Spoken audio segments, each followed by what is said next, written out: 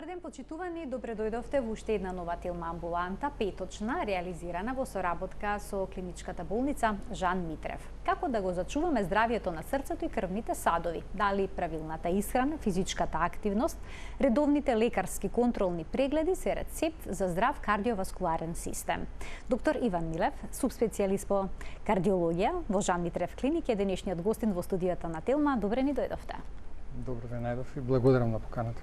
Докторите советуваат медитерански тип на исхрана, некои велат 7 часа сон, брзо движење, барем 3 до 4 пати во неделата, редовно земање на терапијата за хронични болести. Сето тоа може да придонесе за општо здравје, но и за здравје на кардиоваскуларниот систем. Сега ќе започнеме со нешто што ние го издвоивме како совети за контролни прегледи, што тие треба да вклучуваат, дали сме во право или не, вие сега ќе ни потврдите, ќе го погледнеме првиот телоп за денеска, кој што гласи дека треба да се контролира редовно крвниот притисок, количината на шекер во крвта, холестеролот, телесната тежина и тука спаѓа ризикот од цигарите. Докторе, ќе започнеме редоследно зошто е важно крвниот притисок да биде регулиран и какви последици тој остава врз крвните садови доколку е и срцето доколку е покачен. Пред се да кажеме дека сите овие фактори вие што ги тука наброивте се фактори што се модифицирачки. Именно за да настане некоја кардиоваскуларна болест, имате модифицирачки и немодифицирачки фактори. Немодифицирачките фактори се она што вие не можете да го промените. Тука спаѓа полот и генетиката. На кој начин полот и генетиката машкиот влијаат? пол генерално има поголема склоност кон кардиоваскуларна болест во пораната возраст во однос на жените и генетиката, една од најсилните предиктори за појава на болест е генетските фактори на семејството, односно појава на членови на семејството кои што имале кардиоваскуларна болест, поготово во младата возраст. Негде 55-та година појава на срцев или мозочен удар, кај некои од претходниците, од родителите или дедовците и слично, носи голем ризик за поколението што се позади него за да го имаат истиот проблем. Да го имаат истиот проблем. Значи тоа се фактори што ние не можеме да им влијаеме, нели? Овие што се тука наведени еден по друг се сите модифицирачки фактори, односно фактори кои што се лекуваат, се препознаваат, се контролираат и сите тие подеднакво имаат влијание врз развојот на кардиоваскуларната болест. Крвниот притисок е се уште се вика дека е убиец број 1 во светот, бидејќи се смета дека околу 50% од вкупната популација на планетава има покачен крвен притисок. Многу пати пациентите прашуваат зашто имаат висок крвен притисок, пробуваат да најдат причина за истиот. Тука треба да кажам дека причините за покачен крвен притисок се мултипни, значи не е еден единствен, и дека се најчесто фактори на околината, физичката кондиционираност, активност, начинот на исхрана, внесот на сол и пак тука влегува генетиката. Да, генетиката. Именно целата таа група на висок крвен притисок во 90% се оваа група на притисок кои што се од овие фактори. Само 10% од младите луѓе, и тоа млади луѓе на возрастот деца од 10 до 20 години ќе имаат висок крвен притисок заради некакви болести на аортата, на бубрезите, на бубрежните артерии, на надбубрежните жлезди и слично. И тоа е сосема мала група на која што спаѓа во доменот на педиатриска кардиологија кај мали деца со висок притисок. Тоа е друго. Целата таа друга група на огромна бројка се возрастни пациенти. Настанокот може да биде во било која возраст. Обично машките негде меѓу втората и третата деценија, жените меѓу трета и четврта или во тек на бременост ќе развијат хипертензија која што потоа или висок притисок која што потоа ќе им се установи. Зашто е крвниот притисок проблем? Затоа што високиот крвен притисок физички ги оштетува крвните садови, го уништува внатрешниот слој низ кој што тече крвта и потоа на тој оштетен слој може полесно да се развие атеросклерозата, односно болеста на крвните садови во смисла на таложење и инфламација, односно воспаление со сформирање на запушувања кои што подоа ќе водат кон болест, зависи од тоа каде се наоѓаат. Крвниот притисок е посебно опасен за мозочните артерии, за артериите на очите, за артериите на срцето, за артериите на бубрезите, води кон сексуална дисфункција кај мажите, например, бидејќи оштетува исто така витални артерии, така да се што е над 180 како крвен притисок е опасно за долгорочни рамки и бара итна медицинска помош. А што Кога кажуваме сега со 180, тоа е да речеме вредност на притисок која што бара итна интервенција. Сега, кога зборуваме за нормален крвен притисок, колку би требало да биде тој? Нормалниот крвен притисок е се што е испод 130 со 80. Меѓутоа, за нас кардиолозите идеален притисок е 120-70 или 110-70. Што значи тоа? Тоа значи дека што е притисокот помал, ризикот за појава на кардиоваскуларна болест е исто така помал. И затоа, кога ќе добиеме пациент со гранична хипертензија, например 140-90, треба добро да процениме дали тој пациент ќе добие некаква терапија или како ќе почнеме со лекување на притисокот. А што е со повозрастните лица? Дали е нормално старите лица да имаат благо покачен притисок? Благо покачен притисок може да имаат старите лица, се согласувам со тоа, и негде до 10 до 15 мм живин стоп на диференцијата помеѓу, да речеме, човек на 40 и на 60 плюс години. Меѓутоа, ние како лекари не би требало тоа да го многу толерираме, бидејќи иако тоа е за нивната возраст нормално, сепак тој притисок ближи кон оној висок кој што може да направи болест. И затоа би требало да го третираме. Нискиот крвен притисок дали е штетен за здравјето на срцето и крвните садови? Нискиот крвен притисок е благодет кај оној што може да го поднесе. Значи, нискиот крвен притисок значи мало оптоврување на циркулацијата и е добар за долговечност. Меѓутоа, не секој човек може тоа да го поднесе. Во принцип, све што е испод 90-60 се смета за низок крвен притисок, меѓутоа, крајно индивидуално е кој како ќе го поднесе. Има луѓе што го поднесуваат сосема во ред и тие функционираат најнормално, има луѓе кои што не се навикнати на него или метеоропати и слично, кои што ќе добијат симптоми на главоболки, поспаност, налаксалост и слично. Но сепак нискиот крвен притисок е далеку помала грижа за лекарот отколку што е симптом на пациентот, така наречен симптом некогаш, бидејќи пак ќе кажам, треба да е навистина пациентот во хипотензија, во низок крвен притисок кој што ќе му го толку загрози квалитетот на живот или ќе му доведе да падне во некоја колапсна состојба, па за да направи голем проблем. И како правилно да се измери во домашни услови?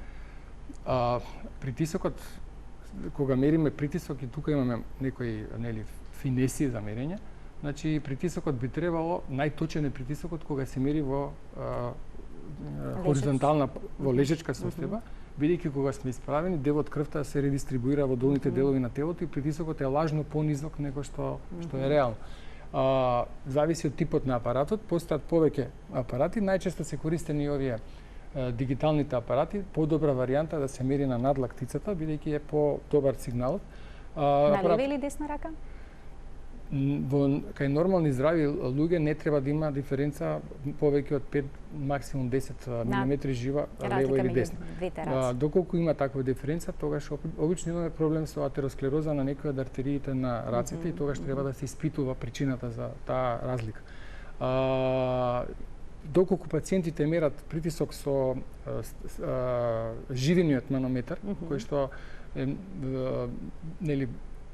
беше порано единствен начин на мерење, тогаш треба да се мери првиот низок тон на диастолата, значи на вториот притисок, првиот удар, односно тој да не се земе како низок, него оној момент кога ќе почнат тоновите да се менува, тоа е нешто пониско од тоа. Меѓутоа, со тек на време секој може да се научи да го мери и би требало повремено луѓето штом ќе направат над 40 годишна возраст, да си го мерат и дома притисокот, бидејќи многу пати кога ќе земете анамнеза ќе ви кажат дека имаат несоница, дека стануваат ноќно мокрење, дека ги боли глава од нејасни причини и слично, дека се раздразливи, дека некогаш губат апетит и тоа се све симптоми на хипертензија која што не е откриена. Бидејќи не секогаш дава јасни симптоми, постанува долго време недетектиран не оди секогаш проблем. со главоболка или со градна болка или стегање во градите, некогаш може и вакви дискретни симптоми, например ноќно мокрење, да биде еден од првите знаци на висок крвен притисок. Хипертензија. Да преминеме на следниот фактор кој што треба да се контролира за да имаме здрав кардиоваскуларен систем, а тоа е количината на шеќер во крвта. Постои ли причинско-последична поврзаност помеѓу нивото на шеќер во крвта и здравјето на срцето? Крвните садови, точно така. шеќерот во крвта е само она физичко мерење на растворените количини на шеќер во крвта. Шеќерот во крвта е далеку повеќе од тоа, тоа се оние сложени метаболни процеси кои што настануваат на нивото на ендотелот на крвните садови, бидејќи шеќерот се смета за васкулопатија и невропатија. Зборувам сега за хроничен нерегулиран шеќер, не зборувам за прва појава на дијабет, нели?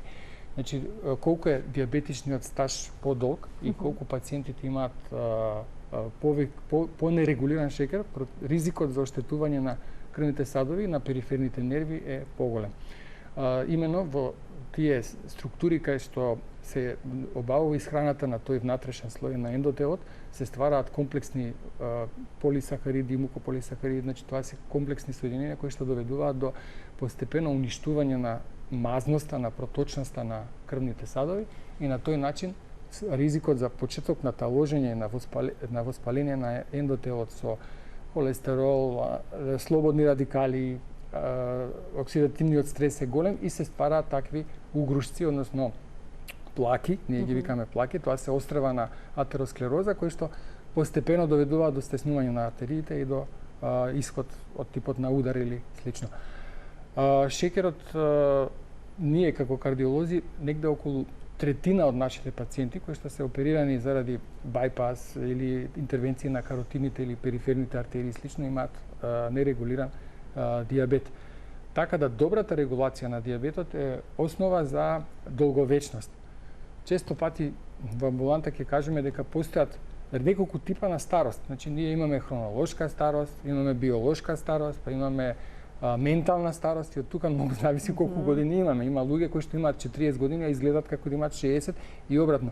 Фактички, здравието на артериите е основа за здравието на долговечноста, бидејќи 70% од смртта настанува од кардиоваскуларни болести, уште добри, веројатно 7 до 10% од малигни заболувања или нешто помалку, кои што пак зависат од исхраната и од метаболизмот на периферните ткива. Значи, ние сакаме да имаме чист метаболизам, односно чист проток на и добар дотур на енергија од до секоја клетка за да се спречат настанувањето и на овие заболувања и на малигните болести. Дали и гранично покачените вредности на шеќер може да направат на шеќер во крвта може да направат проблем? Генерално не, тоа се обично гранични покачувања се пред дијабет. Или се состојби кога сме значи сме неле поголема количина која што не можеме да ја метаболизираме, изгориме и граничните само побудуваат една алерт, односно внимание кон пациентот што има гранични вредности да се направи ендокринолошки преглед, да направи неколку тестови што ќе го стават во категорија дали е во некоја предиабетична фаза или во диабетес или дали му треба терапија или не. Така да се преземе нешто во случај да има да се превенира. Да. Одиме на, значи мора да се регулира шеќерот во крвта, тоа е задолжително.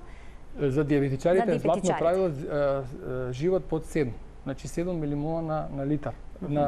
Тоа е вредноста на шеќерот која што е дозволена. Се што е над 7 е проблем. Нормално не е сега инцидентно ако некој измери висока гликемија после јадење и слично, но оние просечните тромесечни вредности, најчестите мерења треба да бидат околу 7 или под 7. Да. Одиме на следниот ризик фактор, следната контрола што треба да направиме за да си го зачуваме здравието, а тоа е холестеролот.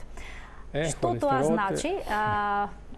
Кога станува збор за холестеролот, покачена вредност, нормална вредност, дали здравите лица треба да имаат една вредност на нормален холестерол, условно речено, во споредба со ние со кардиоваскуларни болести? Така.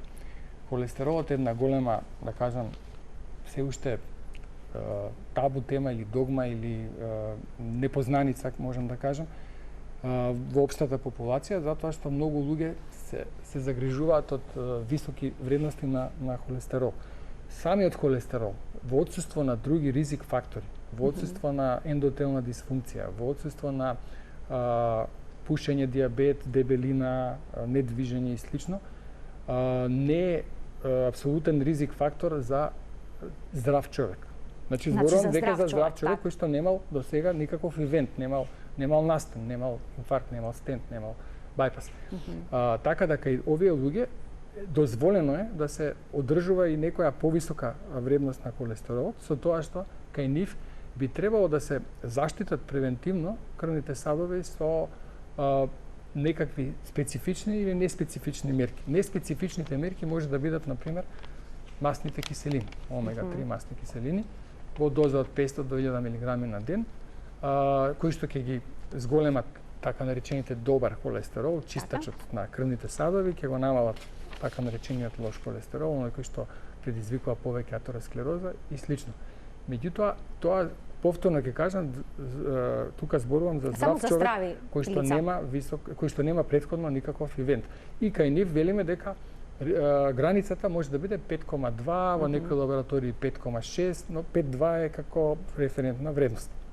Но што е со оние кои што веќе имале некој кардиоваскуларен проблем или некоја друга хронична болест? Срцев удар, имплантиран стент, бајпас на срцето, операција на каротиди, нозе стент на периферија на каротиди и слично, треба да држат понизок холестерол, кој што треба да биде под 4 за тоталниот холестерол и под 2 за LDL, односно low density, штетниот холестерол. Чисто не ми е јасно зошто е тоа така. Велат нормален ми е холестеролот, а добивам терапија. Да, добивам терапија, бидејќи тие лекови кои што ги даваме, статините, не се само лекови за да физички го намалиме холестеролот, бидејќи атеросклерозата не е болест на таложење, како што порано се мислеше дека тоа е болест при која што холестеролот и другите материи се таложат.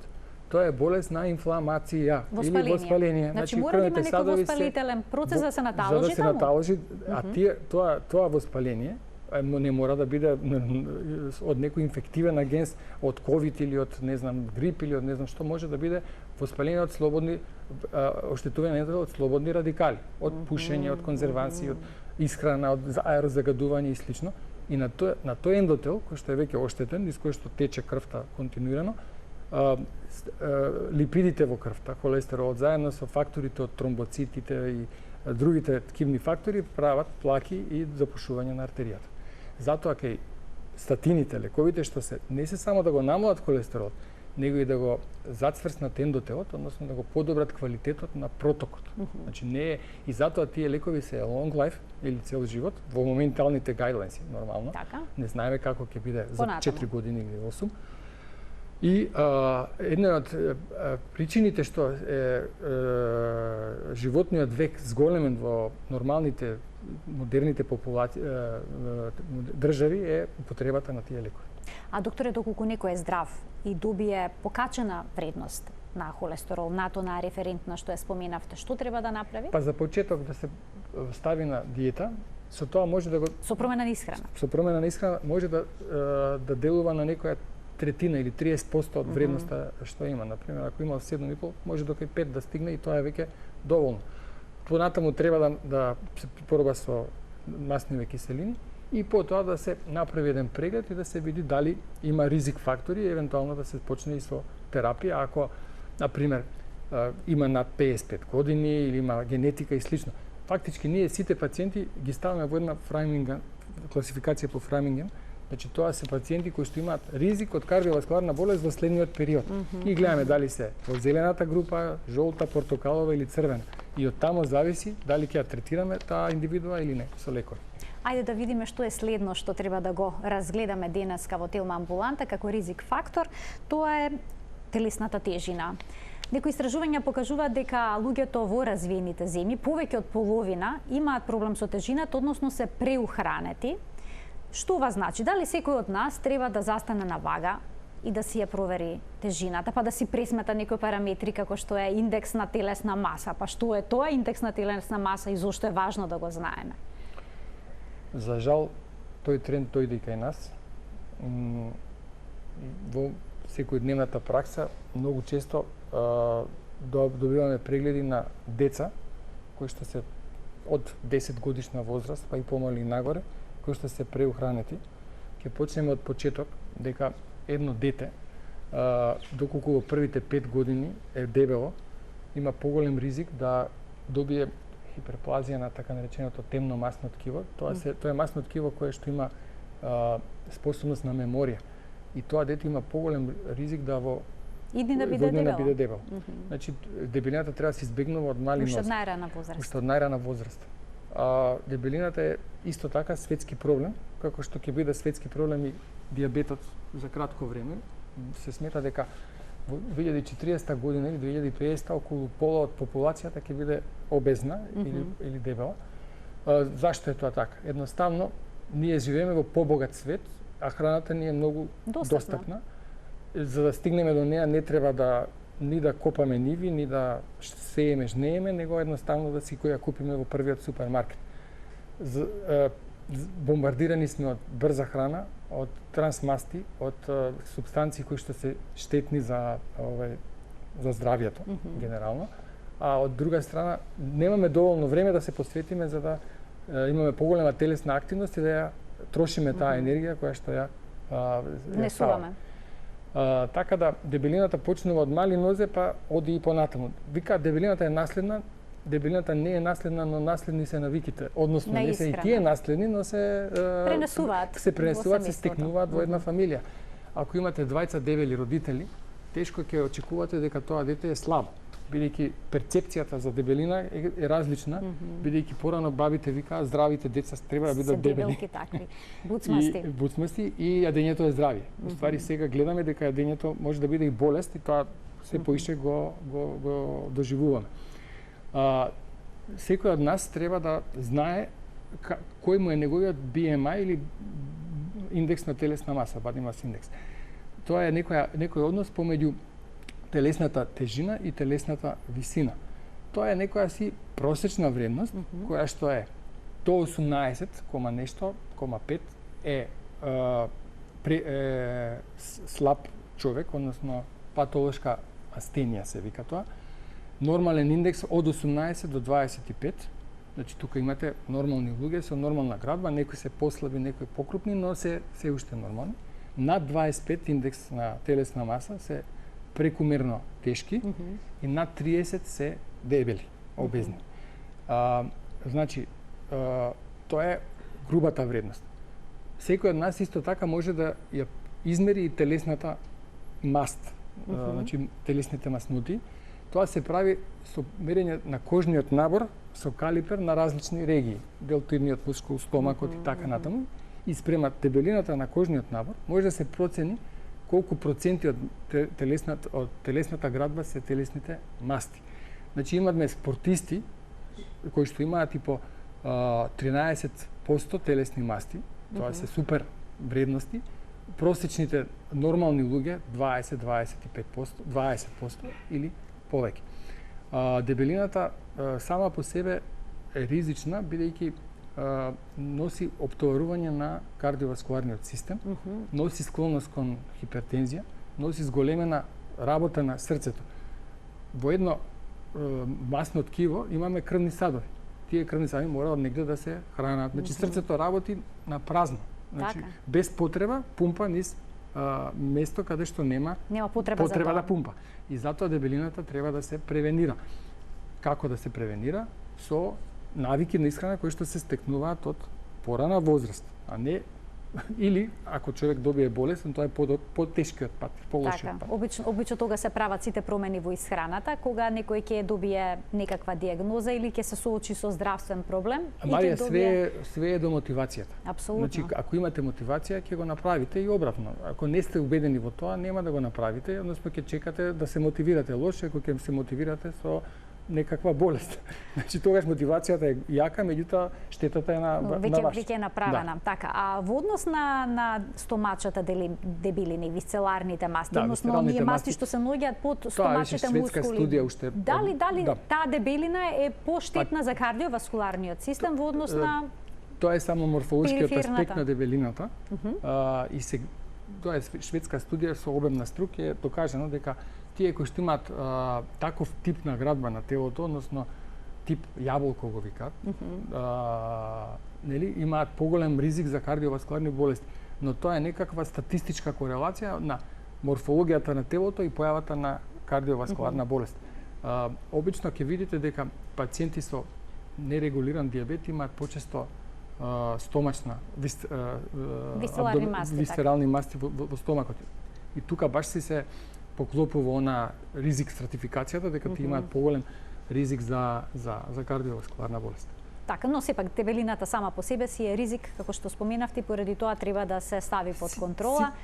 Сите овие ризици што ги спомнавме до сега, една по една се помалку штетни него кога се кумулирани. Но генетиката излезе дека е најголем ризик за кардиоваскуларна болест и посебно треба да бидеме предпазливи кога ќе ни дојде на некаков скрининг преглед, значи прв преглед, кардиоваскуларна проценка, пациент кој што има во анамнезата јака генетика за болест и плюс некои од овие фактори, ризик што може да ги смени. Ќе пуштиме тука еден блок реклами, а потоа продолжуваме, имаме да разгледаме уште многу аспекти кои што се поврзани со здравјето на срцето и крвните садови со доктор Иван Милев. Останете на Телма.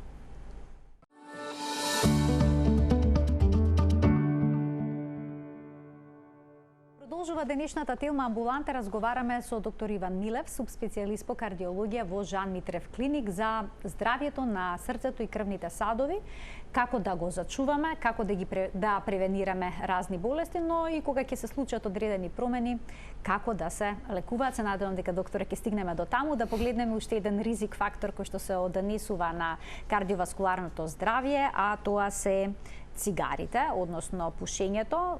Кај нас не е мал бројот на лица кои што пушат цигари. Како тие влијаат на кардиоваскуларното здравје? Што е проблемот конкретно? За жал, ние сме, мислам дека сме на трето место во Европа, тука негде спрема бројот на испушени цигари по жител. И тоа е еден факт што е за нас кардиолозите и генерално за превентивните лекари поразителен, бидејќи по многу статистички студии и слично се покажа дека пушењето просечно го скратува животот негде помеѓу 5 и 10 години, зависи од студија до студија. И сега тоа пушење кој ќе го искомбинирате со факторите наши на околина, со аерозагадување, со пестициди, со квалитетна исхрана и слично, доаѓаме до една бројка која што за жал ги дава тие резултати за просечниот животен век во Македонија верзус во споредба со, да речеме, еден Монако или Шведска или Шкотска, кој што е негде меѓу 8 и 10 години подолг. Тука спаѓаат и цигарите, и тоа во голем процент, затоа што со самата горење на тутунот се ослободуваат повеќе од 7000 супстанции токсични. Не е само тука, нели, никотинот, него 7000 токсични супстанции, некои од нив се познати, некои не се уште до точно откриени како делуваат на здравјето. Меѓутоа, што е поентата е дека тие токсични супстанции директно го уништуваат оној ендотел или внатрешната обвивка на артериите и ја зголемуваат развојот на атеросклерозата. И тука доаѓаме во едно врзано коло да пушењето ги уништува артериите се склони кон таложење и настанок кон атеросклероза, кон болести, настанок на овие болести. Доколку некој прекине да пуши, тоа е најдобрата опција за секој, најдобрата одлука во неговиот живот. Да. Може да се повлечат овие воспалителни процеси? Се смета дека негде после 6 или 7 години тоа е добрата страна што, например, кај нерегулираниот диабет, артериите потешко се опоравуваат отколку кај луѓето што пушат со тек на време. Значи, после 7 години се смета дека ендотелот и дека промените на артериите се реверзибилни после прекид на пушење. Една од најдобрите одлуки на секој човек би било да ги остави цигарите. А ако ги замени со електронски цигари? Ако ги замени со електронски цигари, тогаш има помалку токсични супстанции кои што ги внесува, за разлика од пушењето. Меѓутоа, се уште има голем ризик да добие белодробно заболување, различни типови на пневмонии, дури некои малигни болести, бидејќи се уште не се откриени сите нус ефекти на електронските цигари. Така да, ако веќе планира да се откажува, многу поздраво е да користи целосно. Или да ги остави целосно, зашто ќе му треба доста волја и карактер и мотивација, она што го спомнав преска, или некоја субституција. Значи, постојат, не знам, кај нас, не сум влезен во таа тема, но сигурно може да се набават мастики кои што имаат никотин или има мали инхалатори. Значи, тука контролирано внесувате мала доза на никотин, без да го горите тоа, без да ги да го подвргнувате на термичка обработка. И FDA, односно Food and Drug Administration од Америка, тоа го признава како подобар начин на откажување него користење на електронските цигари. Значи, електронските цигари се секако помалку штетни него пушењето, но не се безазлени. Значи, треба да кажеме дека подобро е да не се користат. Секако најдобро е да не се користат, а сега ќе преминеме на исхраната, која што исто така треба да биде здрава. Има најразлични режими на исхрана, диета и луѓето кога ќе побараат некој начин на исхрана на интернет, велат дека вклучуваат тие диети многу скапи продукти и дека не можат да си ги дозволат. Дали здравиот начин на исхрана мора да биде скап? Не мора да биде скап здравиот начин на исхрана, меѓутоа здравата исхрана обично не е толку вкусна колку што е другата исхрана. Проблем, да. Значи, како викаше она дете на неќам грашак да јадам на планина. Меѓутоа грашакот е многу здрава супстанција, го фативме грашак. Но ретко кој сака грашак, да бидеме ретко кој сака грашак или вика демек брокулата била добрата страна е што е многу добра и здрава за исхрана, а лошата страна што е невкусна. Така да ние имаме како поднебје доста зеленчук. Значи треба само да го користиме тоа што го имаме. Значи грашак, боранија, граф, леќа, тоа се материи кои што ги имаме во околина и можеме да ги користиме и не се толку скапи за да кажеме дека треба да биде скапа здравата исхрана. Да, авокадото е скапо, се слагам со вас, меѓутоа дали ќе земете бамија или авокадо, многу голема разлика нема, само што бамијата мора да ја спремите, а авокадото треба само да го излупите. Така да не се согласувам дека здравата исхрана е скапа, него здравата исхрана потешко се влегува во навиките на исхраната и затоа луѓето имаат малце аверзија према неа и од еден начин на исхрана кој што некој ќе влезе со години од типот на брза храна или на кафански начин и слично да се преориентира на домашна исхрана, за неја треба и малце време. Значи трошење на време. Луѓето затоа и одат во дебелина, затоа што немаат време да си ја готват својата храна. Да, а брзата храна е генерално штетна.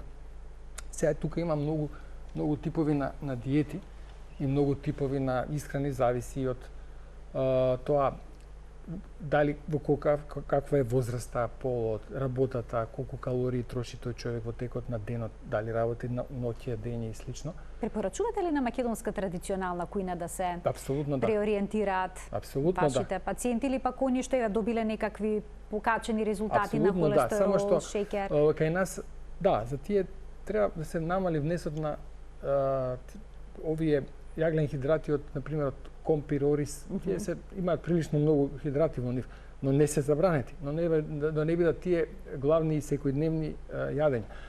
Але апсолутно е по-прифатливо тој тип на исхрана него некоја друга која што ќе биде скапа, па потоа брзо ќе се отфрли заради тоа што луѓето немаат економија да ја користат.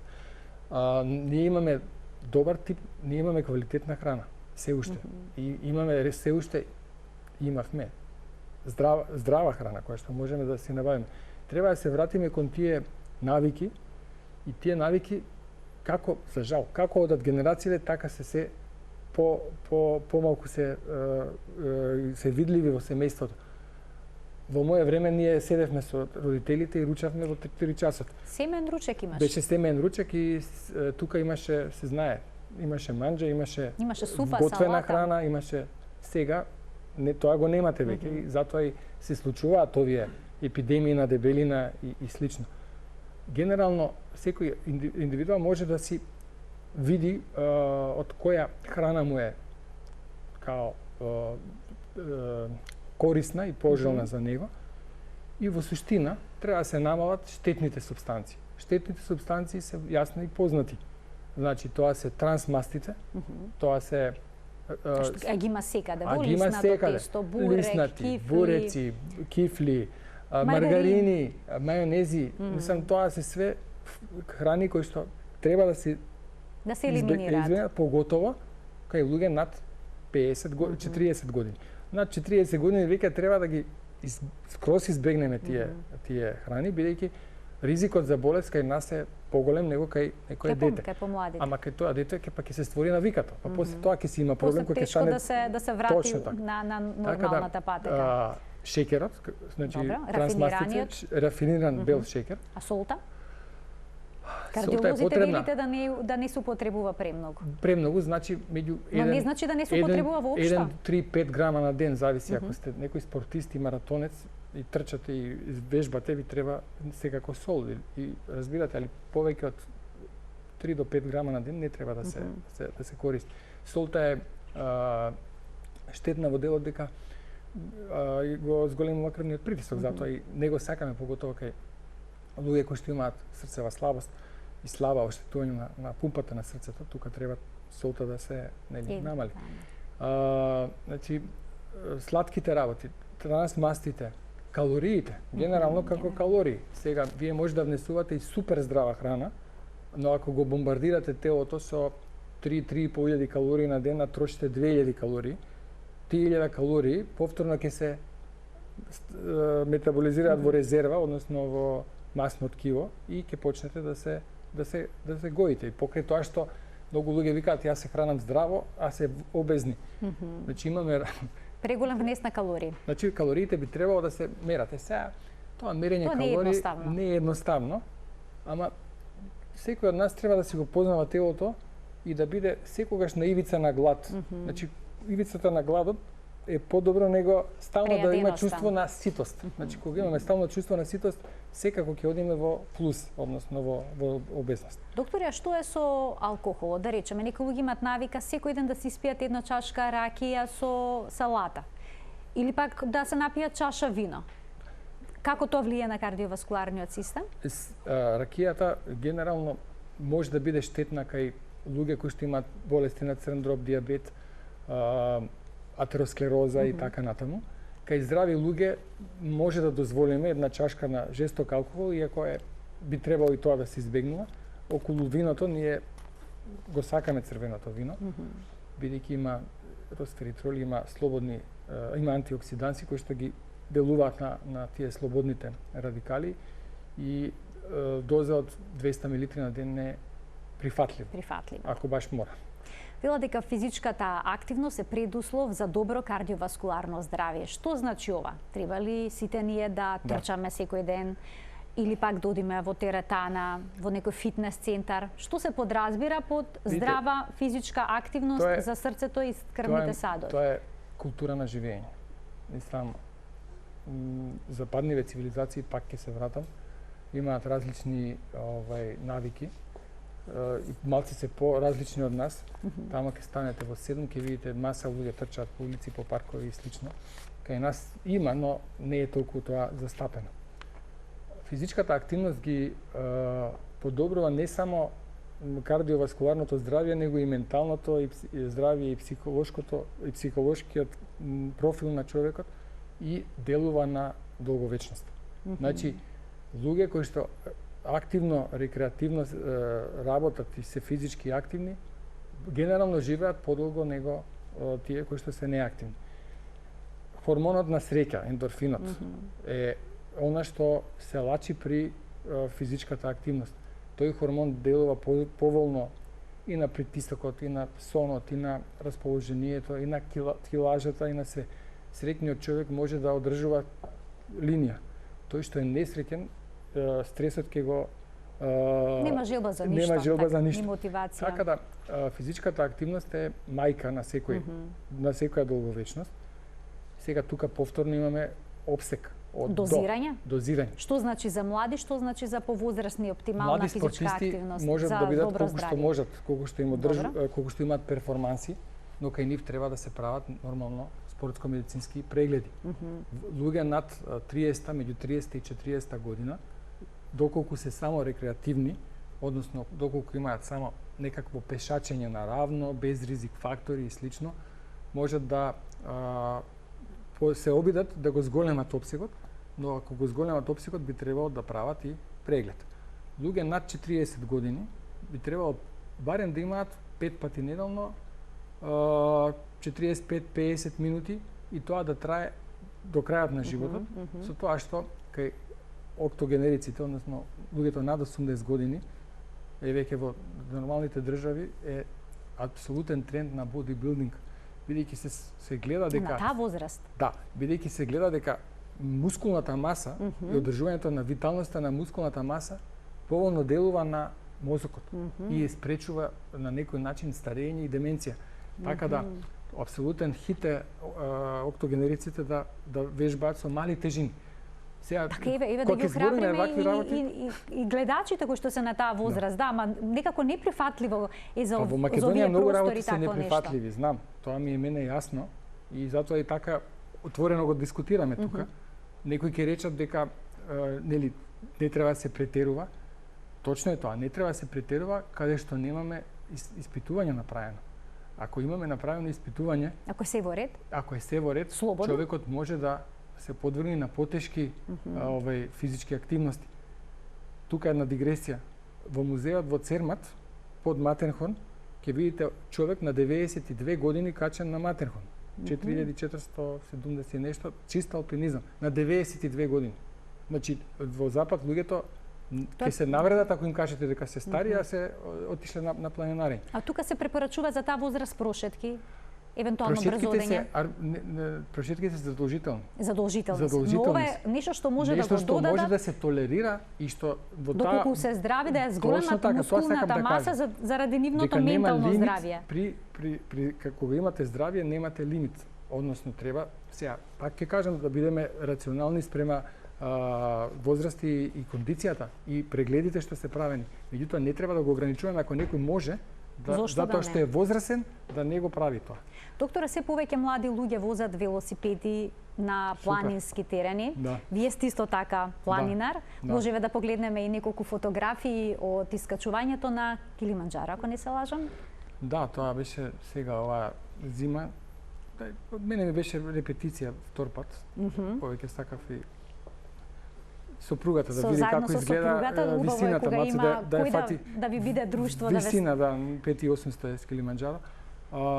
Дали ова може, докторе, секој да го прави? Се препорачува ли секому, бидејќи навистина се возат долги патеки со велосипед напорни, некој се жала дека потоа им се слошило и слично? Тоа се нетренирани луѓе кои што имаат големи амбиции без подлога. Значи може, но за тоа треба да се изработи и да се стигне. Значи не можете вие да станете маратонец за една година. Можете за 5 години. За една година тешко ќе станете маратонец и подобре да не се обидувате. Вие колку време искачувате планини? Па 20 и кусур години. Значи после толков период можевте да Не, тоа си е степ бај степ, тоа е надградба. За ова што се случува сега мене ме радува, бидејќи клониме кон западов, да имаме се повеќе млади луѓе кои што се планинарат, возат точак и све. Кај нив само ќе апелирам да редовно си прават прегледи, бидејќи напор од возење на 50, 60, 100, 150 км не е безазлен и кај нив треба да се прават кардиолошки прегледи. Значи без разлика што имаат 20 или 30 години, тие луѓе се треба да прават кардиолошки прегледи секоја сезона доколку се толку физички активни. И тука ние малце со тоа одиме кон западните вредности, каде што ќе видите на еден триглав, например, деца од 4-5 години се јазат по тие сајлите нагоре, по карпите, со цела фамилија. Кај нас тешко се уште тоа, но се надевам дека ќе стигнеме и таму. Така, и моето последно прашање за денеска ќе се однесува, докторе, на суплементите. Потребно ли да се земаат суплементи? Дали е вистина дека витаминот К2 ги чисти крвните садови одвнатре и тоа би било добро за кардиоваскуларното здравје? К2 Д витамин е така хит во нутриционизмот, бидејќи К2 подобрува таложење на калциум во коските, односно го намалува ефектот на калциум врз артериите на срцето и другите крвни садови, е во ред за и би требало да се зема. Исто така D-витаминот е добар бидејќи влегува во сложени метаболни процеси и веќе се знае дека ниски дози на витамин D може да доведат до кардиоваскуларна болест и до срцев удар. Во нашата болница преку веледрогеријата Филофран имаме еден одличен препарат, ортомол се вика. Има различни типови и е многу препорачлив за било која возрастна група, за спортисти, за бремени, за жени и слично. И еве ги поканувам нашите гледачи да го пробаат. Иначе од суплементи јас лично би користел, например, или користам есенцијални масни киселини и тоа е доволно ако евентуално магнезиум и слично при долги тренинзи или маратони, тоа е доволно, не треба да се претерува секогаш со тие витамини. Ви благодарам за денешните јасни препораки што ни ги дадовте, поврзани со здравјето на срцето и крвните садови. Се надевам дека сите повеќе ќе се грижиме за здравјето и дека ќе ги смениме животните навики, бидејќи седичкиот начин на живот е карактеристика за современиот свет. Некако тешко одат промените, но што повеќе физичка активност, очигледно толку подобро здравје, не само кардиоваскуларно, туку и ментално. Ние сме и среќата, ендорфинот е многу важен. Пред 20 години, така да јас сум оптимист дека и тоа кај нас полека, ама сигурно ќе се смени. Ви благодарам на гостувањето. Почитувани, ова беше уште едно петочно издание на Телма амбуланта, реализирано во соработка со клиничката болница Жан Митрев. Овој пат во студиото гостин беше доктор Иван Милев, субспецијалист, кардиолог. Ви благодарам за вниманието со кое што не следевте. Пријатно.